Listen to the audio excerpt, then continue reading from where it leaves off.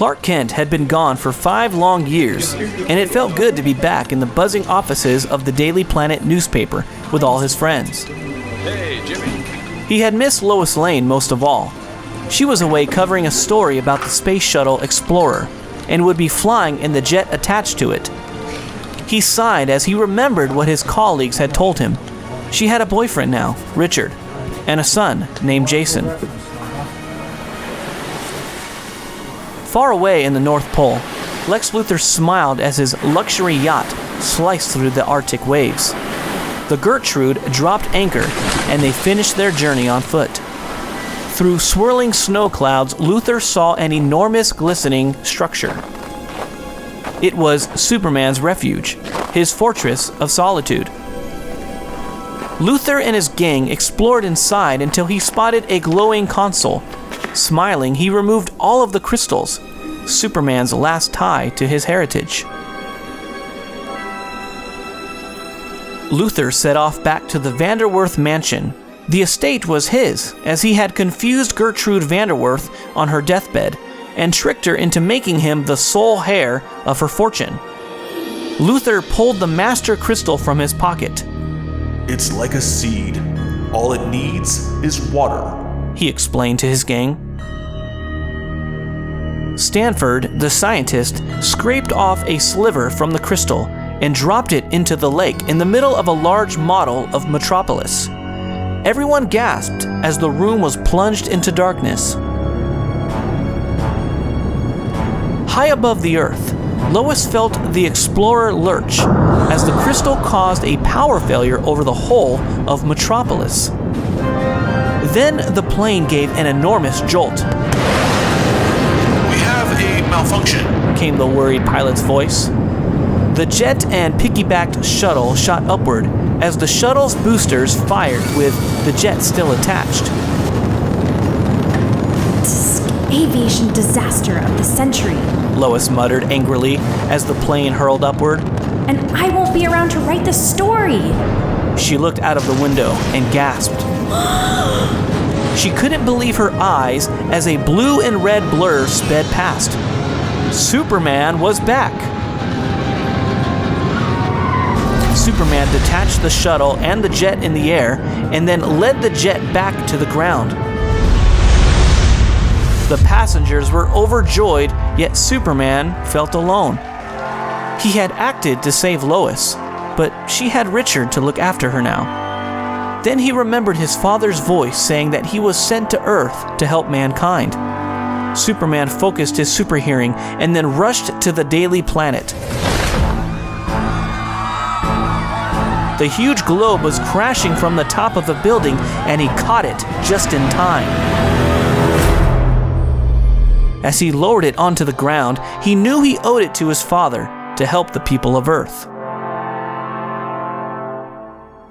Back at the Vanderwerth mansion, the crystal had grown, destroying the model city and turning it into a miniature glistening palace, identical to Superman's Arctic fortress. Outside in the Metropolis Bay, the Gertrude was moored, and Luthor and his gang went on board. Lex smiled as they unloaded a rocket launcher that his henchmen had stolen for him. Later that day, he and his gang rushed into the Metropolis Museum of Natural History and stole a meteorite. He knew that it contained a vital ingredient, kryptonite, a substance deadly to Superman. That evening, Lois was standing on the roof of the Daily Planet building at dusk when Superman appeared. Come with me, he asked, holding out his hand. Soon they were soaring high above the city. When they landed, Lois looked into Superman's eyes. Richard is a good man, and you've been gone a long time, she whispered and walked away. Superman flew to his fortress in the North Pole. He needed to be alone with his thoughts. But as soon as he landed, he knew something was wrong. The crystals were gone. Lois traced the source of the blackout to the Vanderwerth mansion and headed there with her son Jason. As they boarded the Gertrude, Luthor appeared and sneeringly told them of his evil plan to create a new continent right on the ocean fault line. Lois knew that the result would be the Earth's core becoming unstable and setting off huge earthquakes. Millions of people would die. Superman will help us, she cried. Wrong! Luthor shouted, showing her the kryptonite.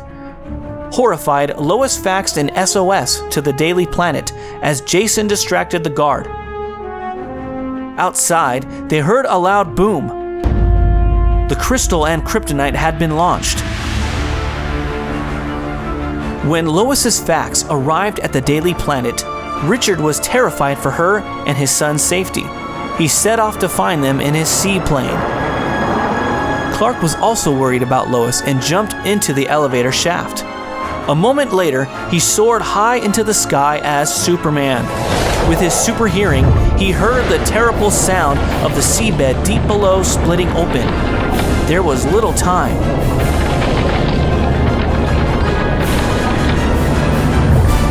Goodbye, Miss Lane. Luthor sneered as his helicopter left the ship. The water was rising fast, and Lois and Jason clung to each other. Then Lois saw the light of Richard's plane, but it was too late. She screamed as the yacht split in two, and they plunged into the icy water.